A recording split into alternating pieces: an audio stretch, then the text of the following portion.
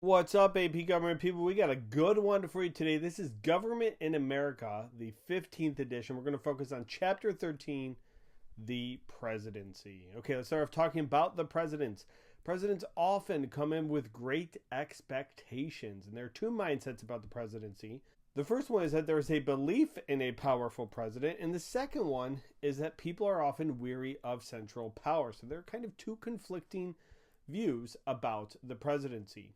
So who have presidents been? Well, the requirements are that you have to be at least 35. I just turned 35, so I could run for president. Born in the United States and live in the U.S. for at least 14 years. Now, prior to Obama, all presidents have been white males and some form of Protestant, except for JFK, who was the first and only Catholic president. Now, backgrounds of presidents have been diverse. You have a political scientist, Woodrow Wilson, who actually is the only president to have his PhD. He got that from Johns Hopkins University.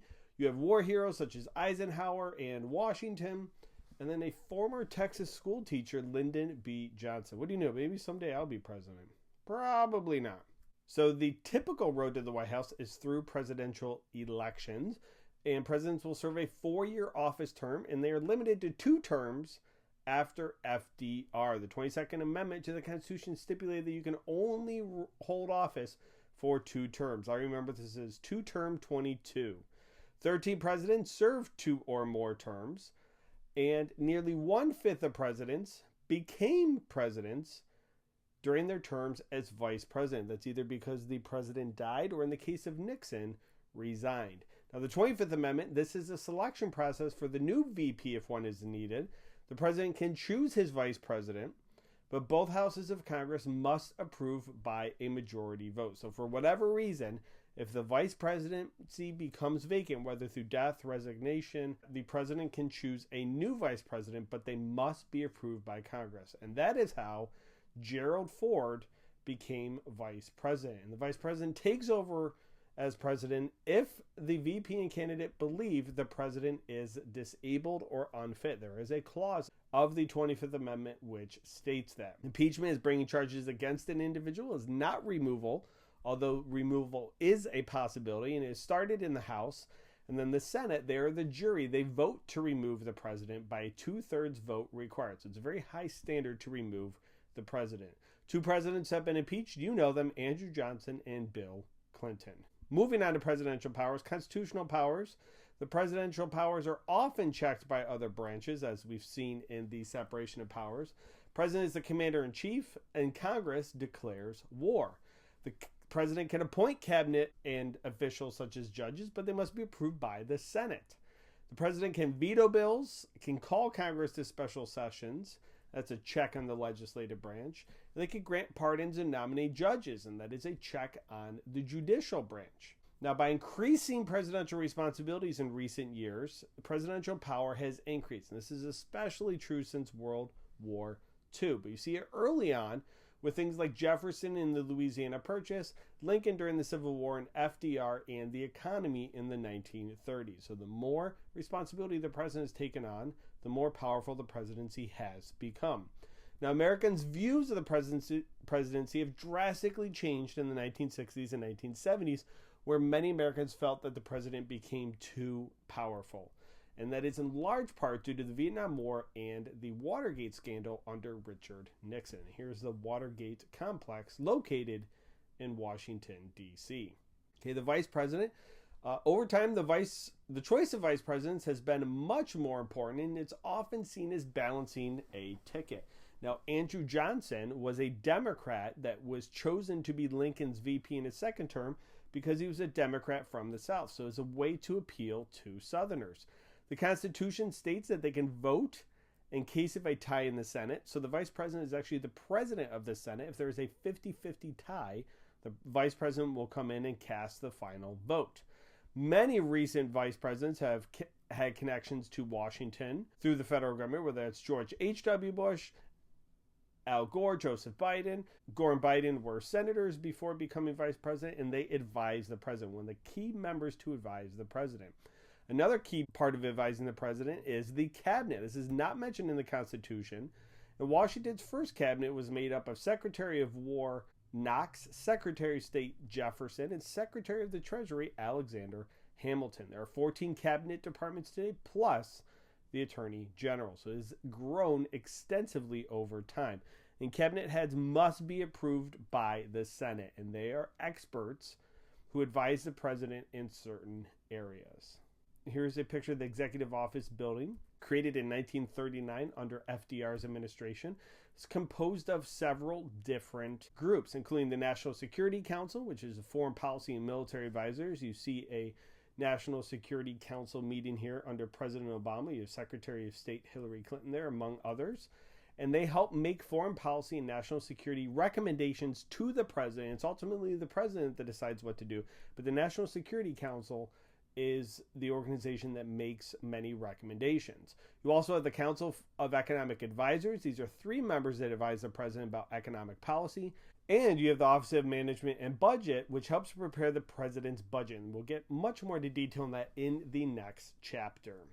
Okay, the White House staff. There are over 600 people part of the White House staff. They have a wide range of jobs, whether it's from travel plans for the president, responding to letters, etc. You name it, anything dealing with the White House, there is a job for it. Now, the Chief of Staff, the Press Secretary, National Security Assistant, they typically interact with the president daily and are often the most important confidants to the president. There is a hierarchical organization, which is the most common form of the White House staff. You have the Chief of Staff at the top, overseeing all underneath. So he's kind of the head person of the White House staff, and he or she is the one that will report directly to the president. The wheel and spokes is another type of method for the White House staff, and this is where aides have equal status and they take part in decision making. Not as common as a hierarchical organization, but does exist. First Lady throughout history has played a very important role, going all the way back to Abigail Adams and Dolly Madison. They advised their husbands, and Eleanor Roosevelt, she played an instrumental role in FDR's administration. She was known as the eyes and ears for FDR. She helped push for many New Deal policies. And Hillary Rodham Clinton played a large role in Bill Clinton's administration, and she pushed for national health care. So the First Lady plays a very important role in any president's administration. The presidency is the chief legislature, and he can do one of 3 things with a bill. And I'm saying he only because there have only been male presidents so far. He can veto it, he can sign it, or he can do nothing, and the bill will become a law after 10 days. Now, if Congress adjourns within 10 days of the bill being passed by Congress, the president can do nothing and the bill will die. This is known as a pocket veto, and Lincoln used this with the Wade Davis bill during the Civil War. The threat of a veto is very powerful in shaping legislation. Less than 10% of all vetoes are overridden. So simply threatening to veto a bill is a great way for the president to communicate his wishes on legislation. Now, unlike many governors, the president does not have a line item veto, meaning that he can veto only certain parts of a law. It is an all or nothing. The president is also seen as the head leadership of his party, and the president is often united with Congress members of the same political party. For the most part, they agree on much of the same policy. Not always, but for the most part, the president and members of the Congress that are part of the same party usually agree. Now, controversial issues may divide party consensus between the president and Congress. And if there's a gap between constituents and the president, Congress members often side with constituents. So if the president wants one thing and a member of his party, their constituents are vocally against or adamantly against the president's wishes, then that Congress member would often side with their constituents. The president is the leader of the political party. Remember, political party is not mentioned in the Constitution. Therefore, neither is this idea that he is the leader of the party. The president can support a campaign, take pictures with Congress members. They can be active in re-electing Congress members and helping them out. And there's this idea of presidential coattails, the idea that Congress members of the president's party, they receive a high number of votes due to support of the president. Although this really has been less important over time. It used to carry much more weight than it does recently. And midterm elections often hurt Congress members of the president's political party. Generally there is a swing back. So in this past election of 2016, Republicans kept control of both branches of Congress and gained the White House. If midterm elections hold true, Congress will shift back to some degree at least towards the Democrats. We will see if that holds true. Okay, when it comes to public support and public approval, high presidential approval equals more legislation that the president favors. So often a popular president can help influence legislation. Low presidential approval equals increased resistance from the opposing party. It's really like, don't overthink this. If the president's popular, chances are his plans will come to fruition. If the president is not popular, chances are his plans will not. This idea of an electoral mandate goes back throughout American history, that if a president wins by a large majority, this victory can't be interpreted as supporting the president's policies. And basically, he can go to Congress and say, listen, I have a mandate from the people. I was overwhelmingly elected, therefore you should institute my policies. In the election of 1832, the major question of this election was how the government should respond to the Depression. You see in this electoral map, there was an overwhelming victory for Roosevelt, so he was able to go to Congress and gain more support for his New Deal programs. Same thing in the election of 1980, in which Reagan campaigned on big government, and he overwhelmingly won this election, and this helped many of his programs get passed. The president requires a lot of legislative skills, and these are used to gain support for legislation, and bargaining is paramount. Congress members are often given incentives to support certain policies, whether it's subsidies to businesses in their districts or subsidies to constituents, something to gain support of their constituents. This idea of credit claiming, that they can say, hey, I gained this for you, my people of the district. The president is the chief diplomat. They can recognize foreign governments. They can negotiate treaties, as seen here with Woodrow Wilson, during and after World War I, but the treaties must be approved by the Senate. So just because the president negotiates a treaty does not mean it occurs. It has to be approved by the Senate. They can also enter into executive agreements with foreign countries that are not subject to congressional approval. An example of this would be the Strategic Arms Limitation Treaty to limit the nuclear weapons between the U.S. and the Soviet Union. The president is the commander-in-chief and the leader of more than 1 million troops.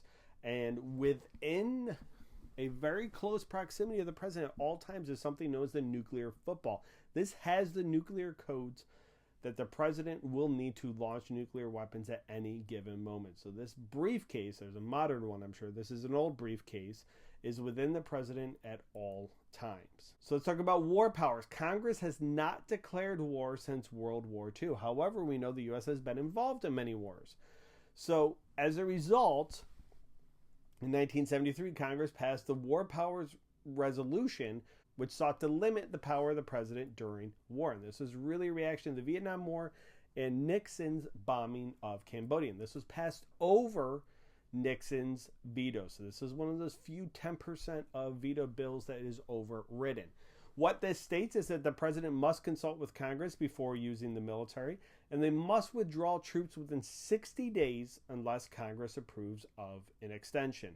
This is really more symbolic than anything. And during times of war or crisis, as we've seen throughout U.S. history, presidential powers expand. And you see that today with NSA spying without warrants. Big deal that came out a few years ago about cell phones records being turned over to the NSA. All right, the president is often seen as a crisis manager, and these crises can often define a president's image and administration. George Bush's handling of 9/11 really helped define his administration early on. And early on in American history, crises were not as immediate as they are today. The president must work with Congress because Congress can refuse funding for presidential decisions. And the president is often more successful with Congress on foreign policy issues than domestic issues. He is more likely to get support from Congress on foreign policy than domestic issues. Presidents can and often do go public. They go public to spread their ideas and give important messages. And here's Ronald Reagan going public early on in his administration about his proposed tax cuts. Presidential approval is often around 50% and is often partisan. The party in power often does not approve of how the president is doing. Approval ratings are often linked to the economy, foreign affairs, etc. If the economy is doing great, that often means that there is a favorable approval rating. If the economy is not doing well, that often is linked to a very low favorable rating, as seen with Herbert Hoover during the Great Depression. The bully pulpit is a term that presidents can influence public support, and this was popularized by Teddy Roosevelt. And he really would take his plans, his policies to the American public and ask them to put pressure on Congress to gain support. But the misinformed public can have a hard time evaluating policies. For example, most Americans believed that Iraq played a role in the 9/11 attacks, which was not the case, but that helped influence many Americans to support the Iraq war. When it comes to mobilizing the public, the president can appeal to the public to ask Congress for support of policies, as I mentioned, the idea of the bully pulpit.